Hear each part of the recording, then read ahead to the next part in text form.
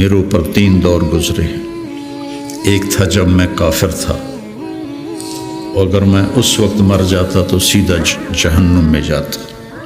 پھر اللہ نے مجھے ہدایت دی، میں ایمان لایا، اور میں نے ساری زندگی اللہ کے نبی کو آنکھ بھر کے نہیں دیکھا حیا کی وجہ سے۔ اگر مجھ سے پوچھو کہ اللہ کے نبی کا حلیہ کیا ہے تو میں نہیں بتا سکتا کہ میں نے کبھی آنکھ اٹھا کے آپ کو دیکھا ہی نہیں تھا۔ اگر اس وقت میں مر جاتا تو میں جنت میں جاتا۔ اس کے بعد ہم پر دنیا کھل گئی اور ہم نے کیا جو کیا، اب پتہ نہیں آگے میرے ساتھ کیا ہونے والا ہے۔ پھر اسے ہاتھ اٹھائے، اللہم لا بری فاعتذر ولا قوی فانتصر ولا مستنکر بل مستغفر۔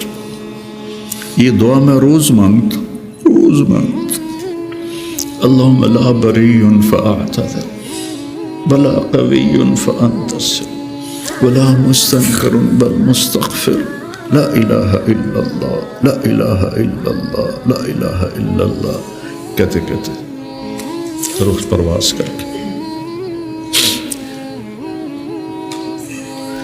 تو میرے عزیزو، ہم سب بڑے خوش قسمت ہیں، ہم ایک بہت عالی محنت میں لگے۔ اللہ نے ہم پر کرم کیا ہے، اللہ نے ہم پہ احسان کیا ہے۔ اس میں ترقی کی تو کوئی انتہائی کوئی نہیں۔ اللہ کو پا لینے کی جستجو نہ ختم ہونے والا سفر ہے۔ چونکہ اللہ کی حد، میں گاؤں سے چلا فیصل آباد 1.5 گھنٹے میں پہنچ گیا، منزل آ گئی، لیکن اللہ کی کوئی حد نہیں۔ جتنا اس کو پاؤ گے اتنا کھویا ہوا محسوس کرو گے، انتہائی کوئی۔ یہ وہ سفر ہے جس کی کوئی حد نہیں ہے۔ عبث ہے جستجو بحر محبت کے کنارہ کی، بس اس میں ڈوب ہی جانا ہے اے دل پار ہو جانا۔ تو میری گزارش ہے، اپنے ذات، اپنے آپ اخلاق پہ نظر رکھو، اپنے اعمال پہ نظر رکھو، عبادت کا ذوق پیدا کرو، قرآن کا ذوق پیدا کرو۔ میں کتنی تکلیف میں ہوں، اب تو میں بیکار گھر پہ بیٹھا ہوں، لیکن جب میں ایسے پہیے کی طرح گھوم رہا تھا تو میں 50 60 100 نفل روزانہ پڑھتا تھا، کہ میری اب بھی پڑھتا ہوں۔ آج وہاں سے چل کے یہاں میرے 50 نفل نہیں قضا ہوئے، کہ یہ میری ضرورت کہ وسجد وقترب، نماز اللہ کے قریب کرتی ہے۔ وسجد وقترب، نماز پڑھ اور اللہ کے قریب ہو جا۔ زبان پہ نظر ہو، آنکھوں پہ نظر ہو، کانوں پہ نظر ہو، اور اس میں سارے دین کے کام خیر کے ہیں۔ لیکن میرے عزیزو، ہم اخریت للناس ہیں۔ ساری کمیوں کے باوجود تبلیغ کی، ابھی بھی بننے کے لیے بہترین راستہ ہے۔ چھٹیوں میں آپ اپنا چلہ قضا نہ کیا کر، مجھے تکلیف ہوتی، کیونکہ میرا جگر دل چیر کے دیکھو تو تبلیغ کے سوا کچھ نہیں۔ میں عملی طور پر نہیں جا سکتا، لیکن یہاں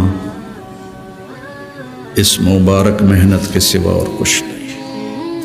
میں آپ سے بھی یہ چاہتا ہوں، آپ کی کیفیات بچوں کی طرف منتقل ہوں گی۔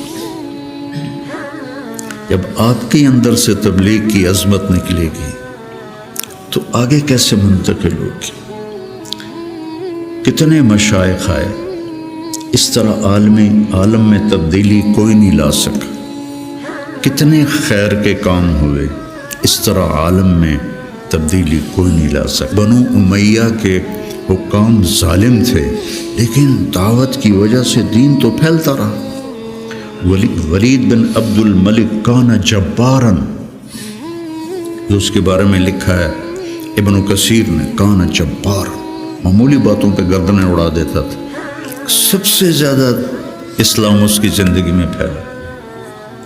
اور یزید بن معاویہ رضی اللہ تعالیٰ، اس کے زمانے میں شمالی افریقہ فتح ہوا ہے۔ عقبہ ابن نافع رضی اللہ تعالیٰ عنہ نے الجزائر کو فتح کیا اور مراکش کو فتح کیا۔ تونس حضرت عثمان کے زمانے میں فتح ہو گیا تھا۔ عبداللہ بن ابی سرح رضی اللہ تعالیٰ عنہ نے تونس کو فتح کیا تھا۔ تو ادھر یزید بیٹھا ہوا ہے، لیکن دعوت میں نکلنے والے تو مخلص تھے۔ تو میں تھا مسجد میں، تو میرے پاس 2 جماعتیں آئیں پٹھانوں کی، پیدل چل رہی سال کی، کہ جی 6 تاریخ کو ہمارا جوڑ ہے، آپ تشریف لائیں۔ میں کہا یار میں تو فیصل آباد جا رہا ہوں، اگلے جوڑ میں آ جاؤں گا۔ کوئی تحریک، کوئی پیر، کوئی بزرگ اپنے مریدوں کو یہاں تک نہیں لا سکا کہ سال کے لیے پیدل چلے جائیں۔ تو آپ میری اولاد ہو، میرا سرمایہ ہو، میں عمر کے آخری حصے میں ہوں، آپ لوگ ابتدائی حصے میں ہیں، تو اس مبارک محنت کو اپنی ترجیحات میں رکھو، ترجیحات میں رکھو۔ میں نے کبھی چلہ نہیں قضا کیا تھا، ایک آدھ چلہ میرا بیماری کی وجہ سے قضا ہوا، اور اب 4-5 چلے سر درد اور کچھ اور عوارض لاحق ہو گئے، ورنہ میں جو بھی ہوتا تھا میں چلہ نہیں چھوڑتا تھا کہ میری ضرورت مجھے کرنا ہے، عام انسانوں کی طرح زندگی گزارو اور اپنے اللہ کو اپنے سامنے رکھ کے چلو، تو انشاءاللہ اللہ آپ کو ترقی دے گا، اللہ آپ کو بلندیاں دے گا۔ ہماری تو شام ہونے والی ہے، آپ لوگوں کی صغیر ہے، ہمارے لیے صدقہ جاریہ بنو، ہماری قبروں کی ٹھنڈک کا ذریعہ بنو۔ اور میں مدارس ایک خاص مقصد کے تحت میں نے مدارس بنائے، نہ کوئی کمی ہے مدارس کی، علماء کی کوئی کمی ہے، ایک اخلاق والی نسل تیار، ایک قرآن سے شغف والی نسل تیار، عربیت ان کا خاصہ، قرآن ہو، سیرت ہو، عربیت ہو، اور اچھے اخلاق ہو، اور تبلیغ کا جذبہ، دنیا میں پھرنے کا جذبہ۔ تو اللہ تعالیٰ ان کو دیکھو، آج میں نے جب شروع کیا تھا تو اتنی تنقید سنی، گالیاں تک، اور اب رائمنڈ میں اعلان ہوتا ہے حسنین کے علماء کی طرح، یہ میرے لیے شرف ہے، حسنین کے علماء کی طرح، کتنی بڑی میرے لیے یہ اعلیٰ درجے کی بات آپ سب کے لیے۔ تو اس لیے بچوں اپنے آپ کو دیکھتے ہوئے چلو، چھٹیوں کا چلہ قضا نہ کرو۔